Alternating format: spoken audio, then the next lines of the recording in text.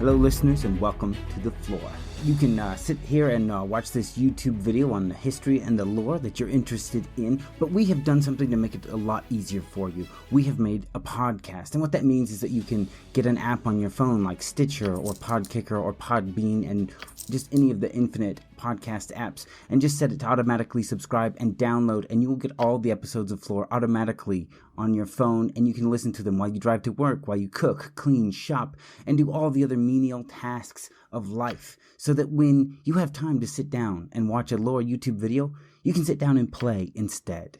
But if you really like watching YouTube videos, we have this as well. I hope you enjoy the show.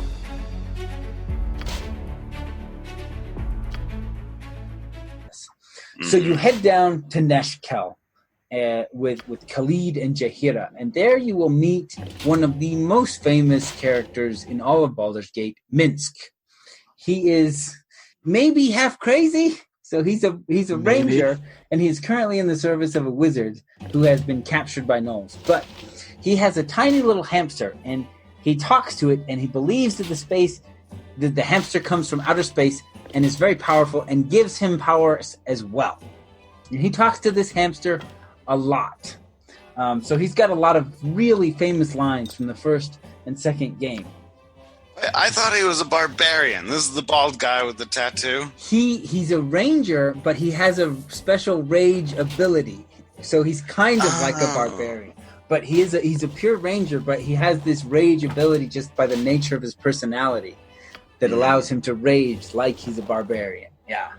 He's a pretty iconic character. I've seen him pop up time and time again. Minsk is very unforgettable and very iconic. Like, if you've ever played Baldur's Gate, you know Minsk and just the crazy things he says. Like, when you try to sneak around, he'd be like, "None shall see me, though my battle cry may give me away." And he's like, "I hit, no effect. I need a bigger sword." So he talks and acts like a barbarian, but he's totally does. Like, if you put him in charge of your party, he's like, "Magic is impressive, but now Minsk leads. Swords for everyone." I wonder if he's like in his head, because he's so crazy, he sees himself as a barbarian, but his stats would tell you that he's a ranger.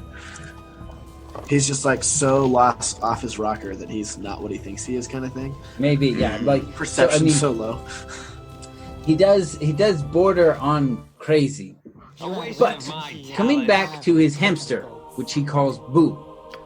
Yeah. So this is, again, we're going to be hooking into Baldur's Gate 3 here, which from the little things we know, right? So Baldur's Gate 3, the intro video we get is mind flayers attacking. And then later we see some cutscenes where the mind flayers reproduce by putting a little creature inside the brain. It crawls in through the eye or through the ear of their target, and then it feeds off of their brain until it grows enough to overwhelm the host. So that's how the mind... So we see the moment where these tadpoles are put into the minds of several characters. When you see a mind flayer is pretty much just the headpiece and not the rest of the body.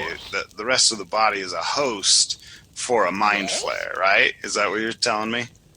The body becomes all mind flayer. The tadpole feeds off of the brain, and usually it's like the head that explodes and the tentacles come out. But eventually the whole body is mind flayer. Now there is something they do called a symbiote, where they don't completely take over the host, but rather they blend with them.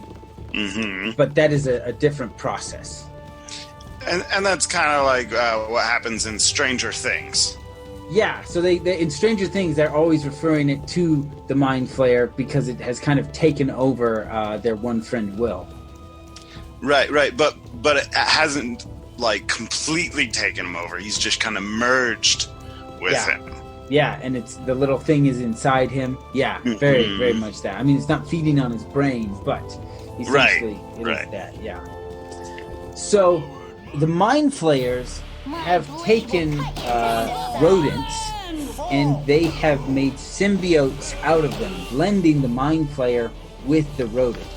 And so this pops up as the second thing because Minsk talks to Boo like he's highly intelligent and capable, and he references that he's got great powers. And so the rodents that have been symbioted by the mind flayers have psionic powers, and they are far more intelligent than a normal rodent would be. And so there is a possibility that Boo is one of these symbiote rodents created by mind flayers.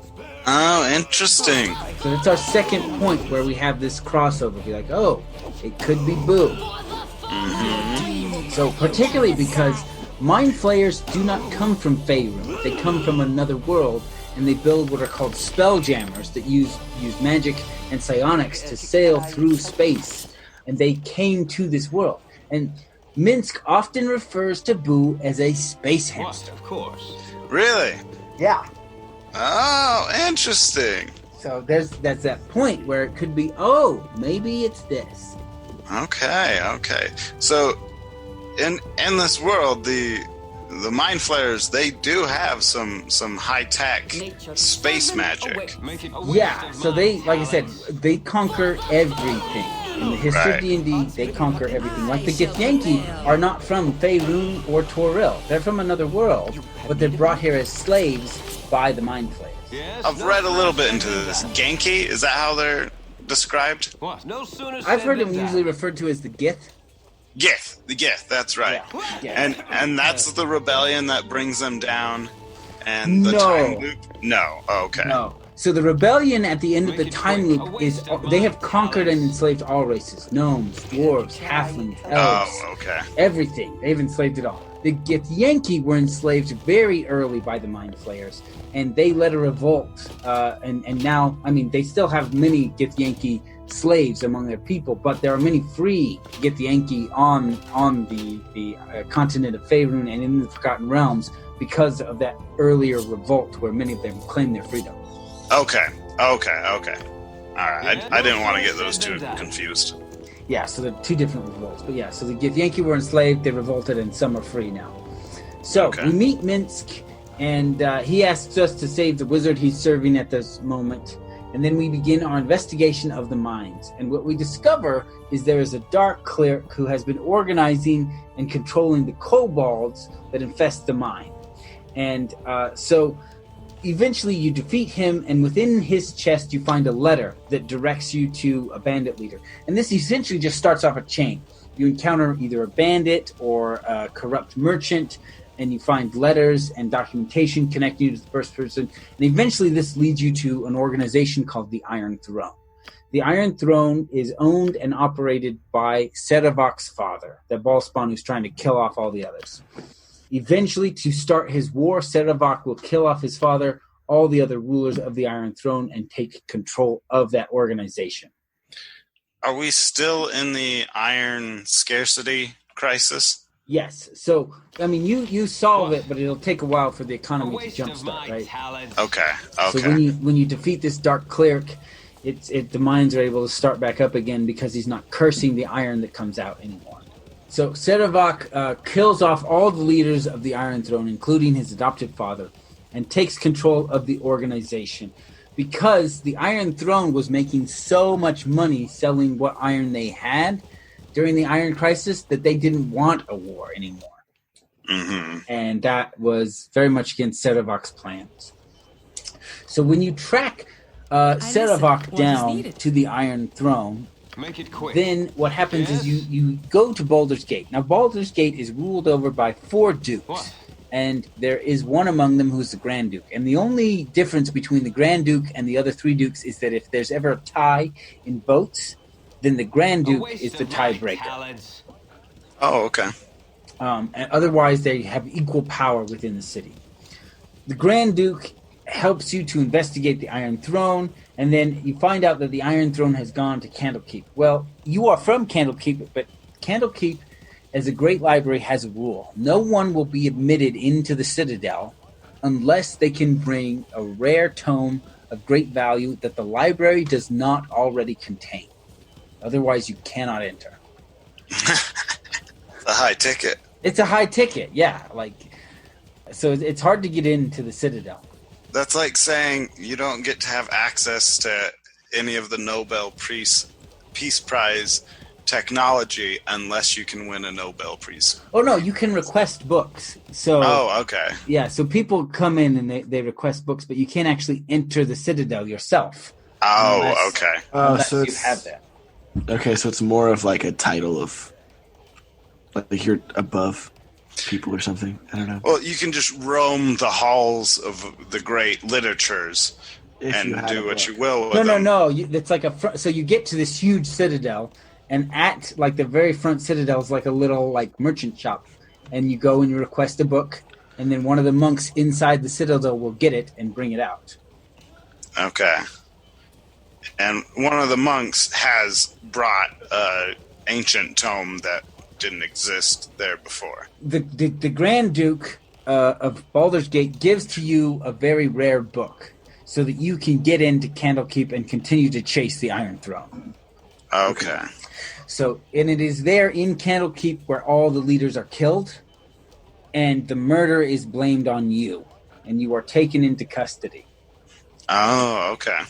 There, one of your old friends from childhood, because you grew up at Candlekeep, comes to help you escape and leads you to a special dungeon because they don't think you're actually guilty.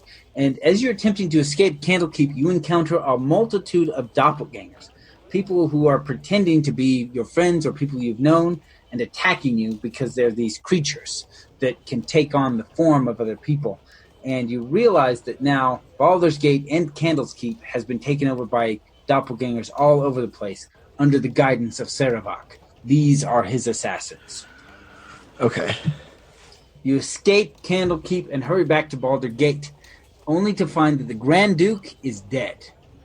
And Saravak, as head of the Iron Throne, is now going to become one of the 4 dukes of Baldur's Gate, which will then give him a vote on sending them to war.